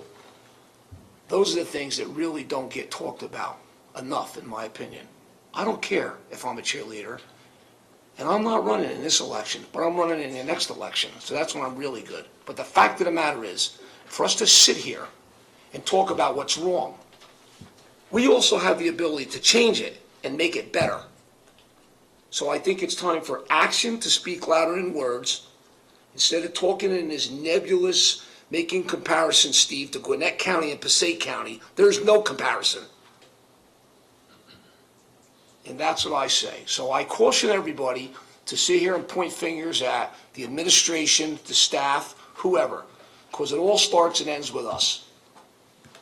And that's why we have elections every year, and that's why there's turnover on the board, whether you like it or not. We want the people here that do what's best for our students and our staff and the citizens of West Milford. I've always tried to do that, and I would hope all of my colleagues feel the same way.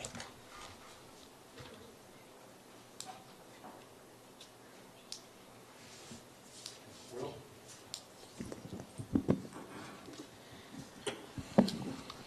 To Mr. Drew's point about bringing more students into the honors programs, I would like to suggest and hope that it would be entertained that maybe the administration could lower the honors threshold, or if a student was interested in honors, perhaps being offered the honors entrance exam to whatever program they'd like to go toward. That way, even if the challenge may be more than what they're bargaining for, that it's still a challenge that they're up for, and that still challenges them to the next level.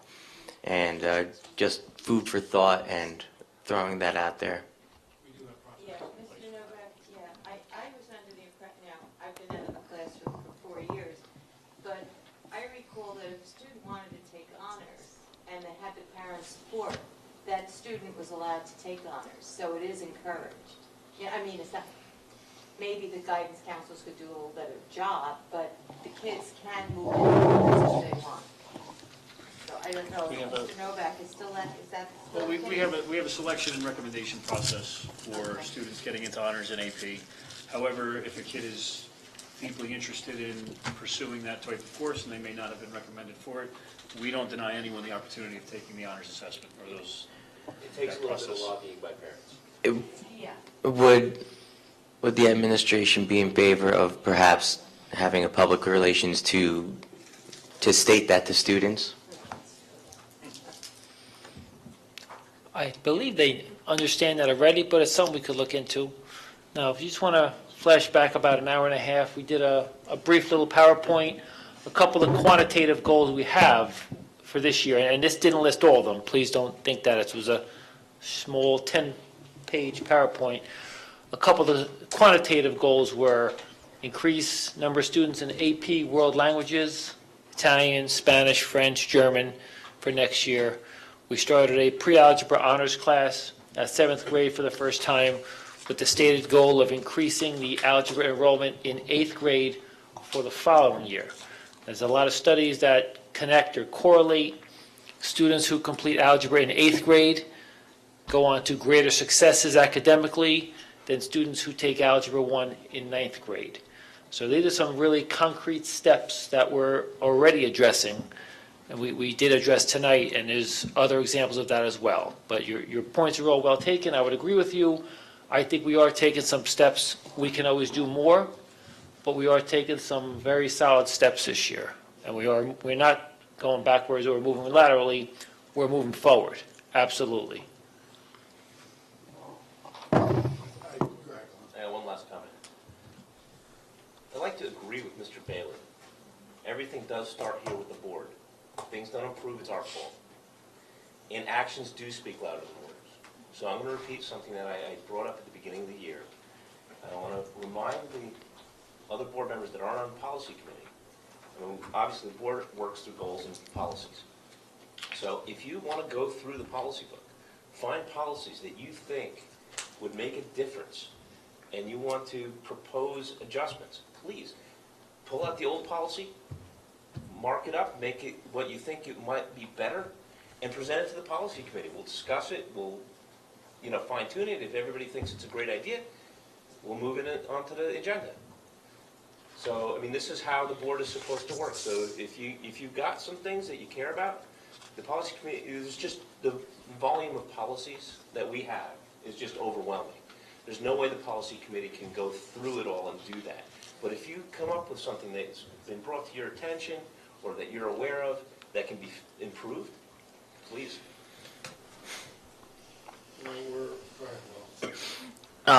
Another thought that was running through my mind was if the opportunity ever availed itself, maybe reaching out to union organizations, perhaps they have an apprentice program that could be brought to high schools or something along those lines.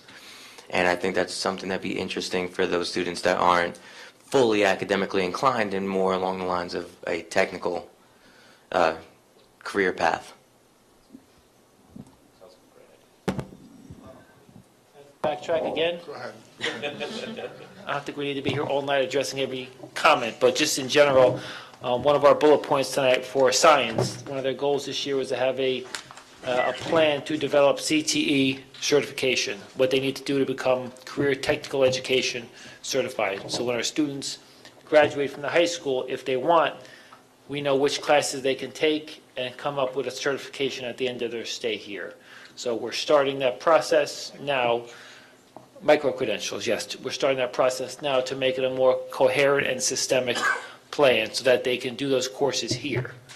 And they can graduate from the high school and go on to colleges, or they can go on to a more tech ed program. So we're starting that process now, the planning process, and see what we need and what we need to do.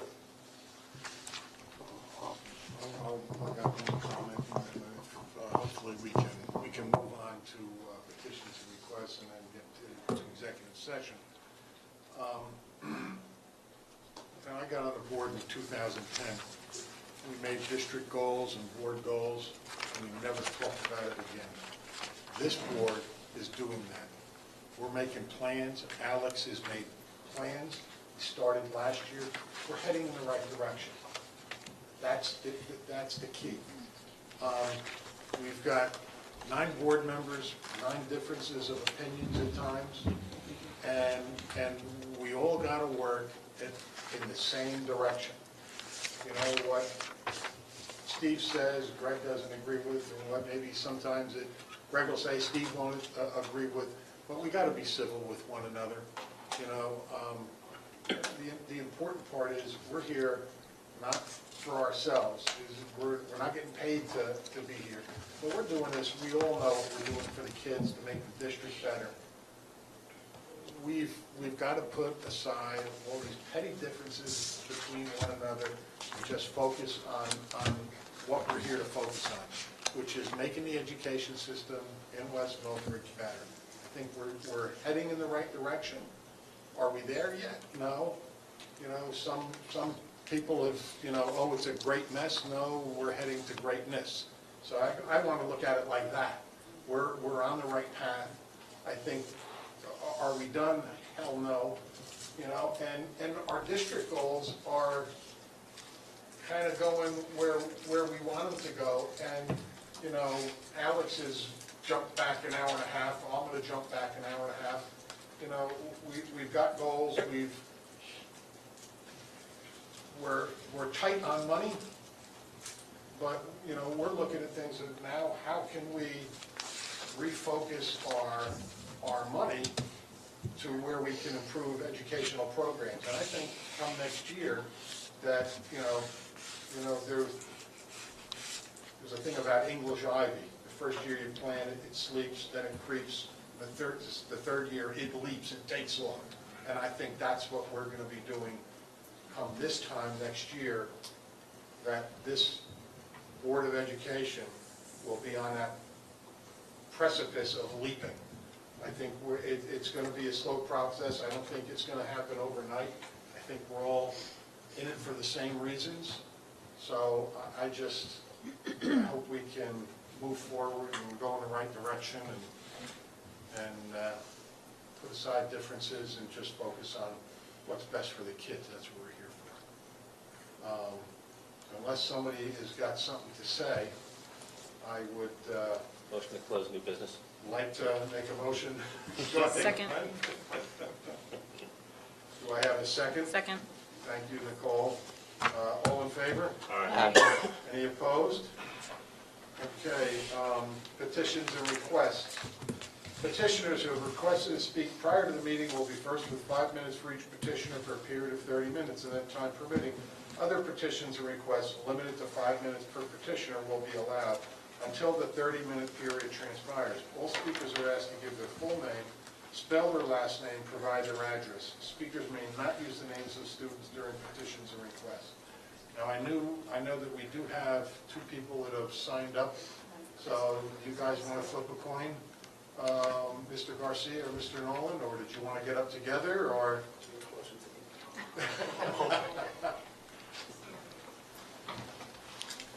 Good evening. My name's Chris Garcia, 200 Lakeshore Drive in Hewitt. Garcia is Garcia. I'm here to speak with you about Hillcrest. And I'm here wearing 2 hats to have that discussion as well. I am a member of the West Milford Midget Football Association board. I'm the treasurer for the WMMFA. And first I want to state that, we appreciate all the support we have gotten from the administration, from the district, with Hillcrest and with the discussions we're having with the turf field, et cetera, and the access there. So we greatly appreciate that. And we're just requesting that we are not forgotten about as the discussions about the future of Hillcrest proceed. We don't want our kids to be in a position where they're rendered homeless in terms of their football fields or practice facilities or storage of our equipment and gear that we do store there. So we do just, we want to be on the record that we want to be part of that discussion and aren't forgotten about for what those kids need. The other hat I'm here wearing is, along with Bob Nolan, he and I are running for Township Council this fall. And Hillcrest is a tremendous opportunity, I think, for this community. And we feel very strongly about that, and I know there is quite a history there between the Board of Ed and the council, and I'm hoping we can forget about that history and we can move forward with a better history. And some of the points that have been made tonight, I think really do tie into what those opportunities are there. We have an opportunity to turn that facility into what could be a crown jewel of a community. There presently is no place for a swim team to go swim in town. There's no place for seniors to go to swim. I've met some seniors, they drive to Newton for a 20-minute swim at the YMCA up there, and that's kind of painful for them to have to do that. And with the discussions with the council, that joint committee coming up,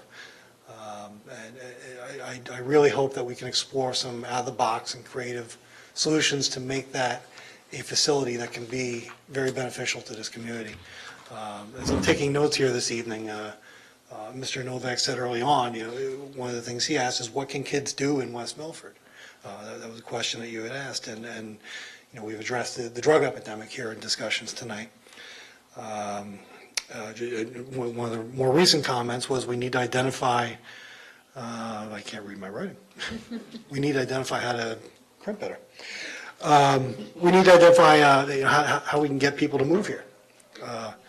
And what do these kids need? And I think all these points all point back to what we could potentially do with the future of that Hillcrest facility. And I know it can be viewed as a burden right now, but I really do think that some fantastic things could happen there, and I hope they do. And it really could encourage people to want to move here if we have a first-class facility there that, whether it be a public-private partnership, whether it be under the auspices of the council, the Board of Education, there's a right solution out there, and I hope that solution is found and that everybody can work together to make that happen.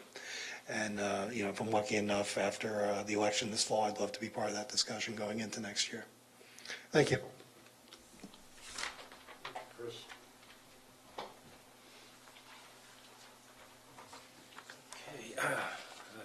Good evening, Robert Nolan, Nolan, 1 Winding Way, for the past 36 years. As Chris mentioned, well, actually, I was on the council from 2005 to 2010, and that was the period in time when the original lease on Hillcrest was coming up, and the school board owned part of the Wallish property, and the township owned part of the Wallish property, and there was strong personalities on both bodies, and but it's kind of, I guess I'm asking the school board to kind of like put that in the past. It's over, it's done with. The building's empty, it's starting to become vandalized. It needs to be, as Mr. Foodie mentioned, it needs repairs, and that's just going to continue to multiply.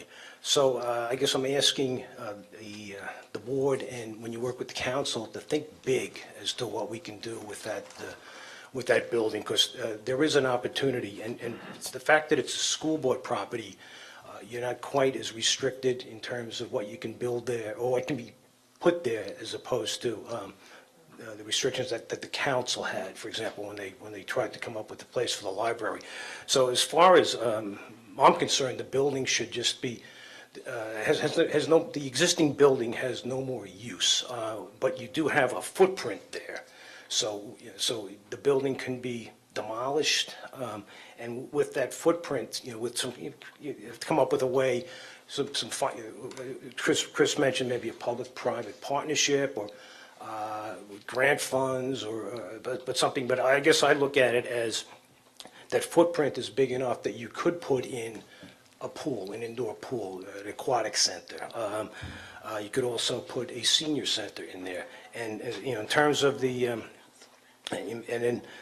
the seniors could use the aquatic center during the day with low impact exercises. The high school could have a swim team, because I know when my daughters went through West Milford High School, two of them actually swam competitively, but I probably drove 50,000 miles between here and the Lakeland Hills YMCA in Mountain Lakes, because that's where they went to swim, and one of them was a good enough swimmer to get a college scholarship. So I'm just asking you to kind of think outside the box and look at this as a unique opportunity to work with the council, with other, whoever, and come up with something that would benefit the entire township, both young and old, and would make West Milford a place where people would, in addition to the school system, where people would want to own a house, which would increase property values. So, thank you again.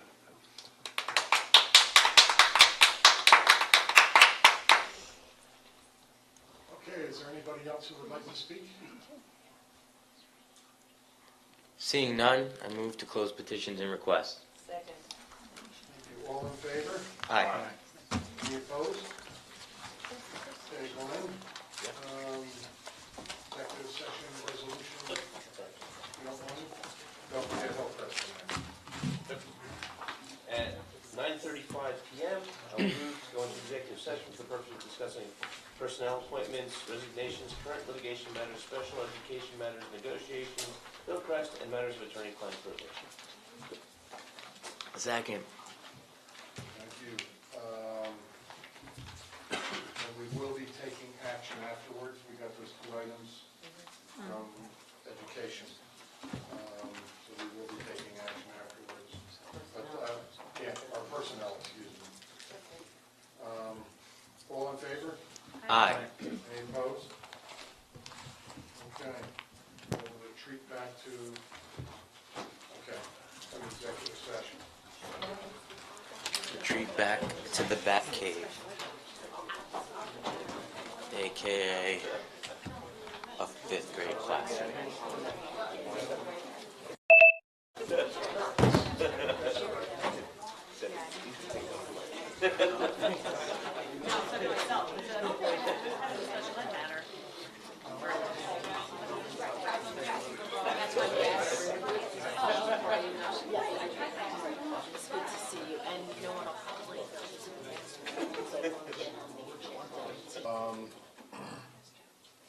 We have 3 items under personnel to vote on. Would you remember it was 11 and 34? 36. No, 34, 34. 11 and 34, yeah. And the other one was pulled. And And the yes. other one was pulled, so it's only 2 items. So it's only those 2 items to vote on. Because it was they were both related. All right, so you want to make that motion? I would like to make a motion to move items 11 and 34 under personnel. Okay, thank you, Glenn. Any discussion? Okay, roll call, please, Barbara. Mr. Seidowitz? Yes. Mr. Drew? Yes. Mrs. Dwyer? No. Mr. Foodie? Yes. Mrs. Fritz? Yes. Mr. Huber? Yes. Motion to adjourn. Second. All right, motion to adjourn, second. All in favor? Aye. Okay, meeting is officially adjourned. about any at opposed? 10:34.